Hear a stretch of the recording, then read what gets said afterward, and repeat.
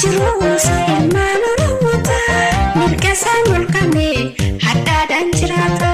Waggaa 500 alagaan saamame jiraachuuf rakkame mirgi isaa mulqame osoo tokkummaadhaan hundaan qeeffame har'a miti tura ergaa bilisomne har'a miti tura ergaa bilisomne.